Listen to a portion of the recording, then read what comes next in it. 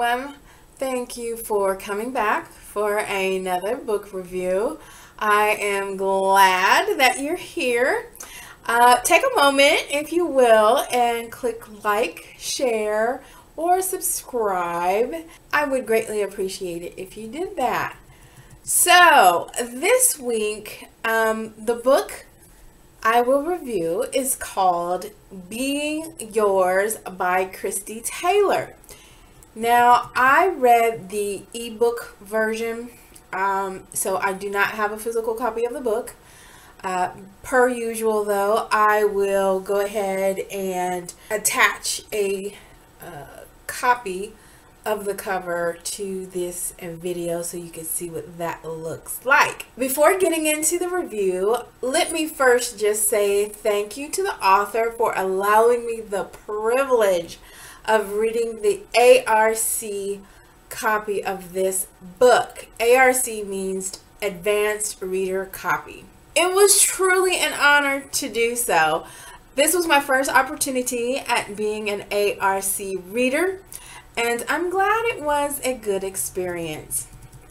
So let's go ahead and get into this goodness. The story is centered around the life of a woman named Jackson. She is college educated, beautiful, a mother, a wife. Jackson believed she would have a wonderful life with her husband. However, things changed once she became pregnant. The life she and her husband dreamed about changed, and not all for the better.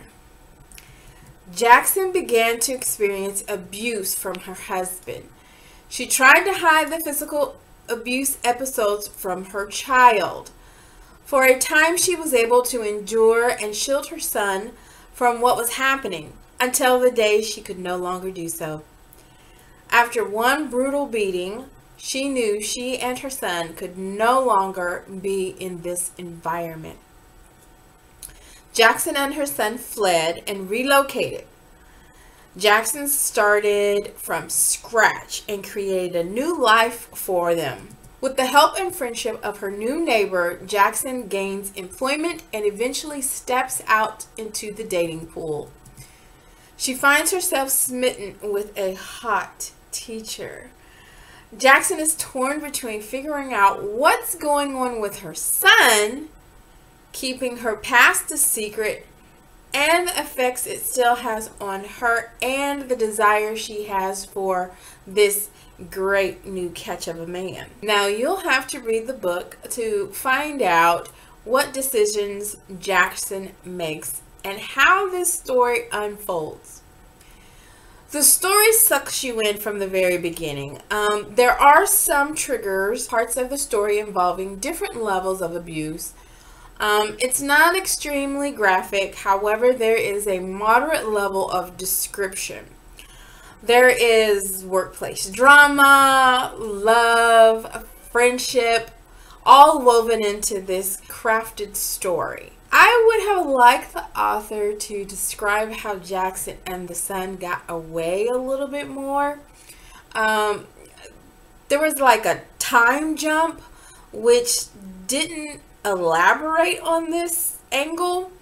I think it would have added a nice touch and let the readers know how they got to this better place. Like, what steps did Jackson take to get her and her son out of this abusive home? I also think a little more background of where Jackson came from would have been nice.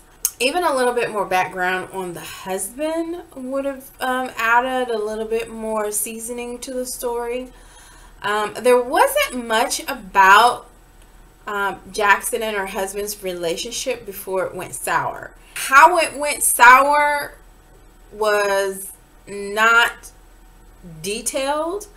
It was enough to give you an idea of why the relationship wasn't working, but it wasn't like multiple examples of what went wrong in the relationship.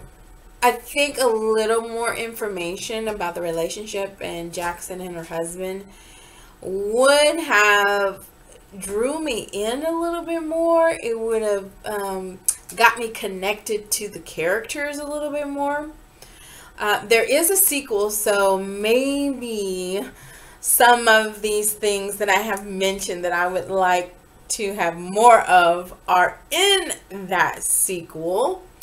But all in all, this is a good read. I did again read the ARC copy of this story, and this review is based on that. Now keep in mind there could be some changes, modifications by the time this story went to print, but the copy that I received is what I am giving the review on. So with that being said, I would suggest reading the story. It is a good story. I really can't go into a whole lot of detail because I don't want to give the story away, okay? You're going to have to read it for yourself. I will be reading the next installment to see how this story unfolds. I do have that. So I will be doing another ARC review for the second book. And I am excited to see what happens next on this journey for Jackson and her son and all the other additional characters in this story. I would definitely say pick it up. You're definitely going to have to read book 1 and book 2. And I do believe there's a book 3. But I have read book 1. Read book 1.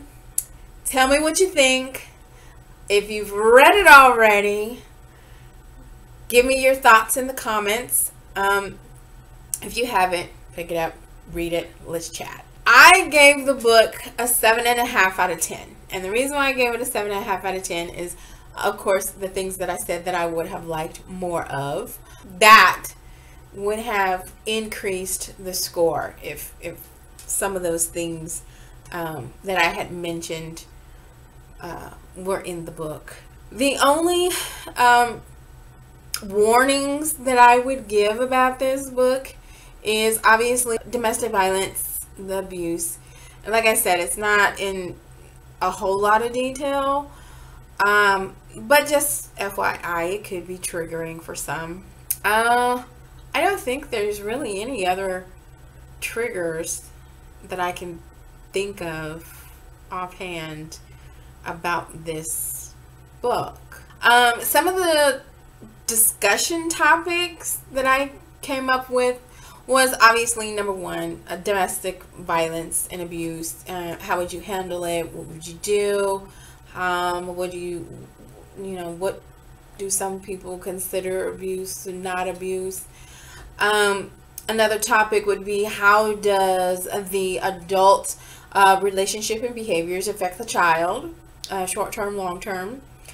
How long should one wait in order to date and get back out into the dating pond after a breakup or a separation? Forming new relationships. Is it easy? Not easy? After being in an abusive relationship, would you find it hard to trust people?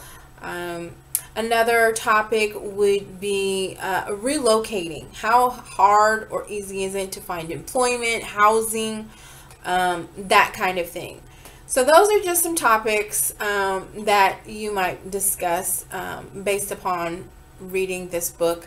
I am pretty sure you could come up with some others. So I implore you to do so. Read the book and come up with your own discussions and open up conversations. I will leave you with that.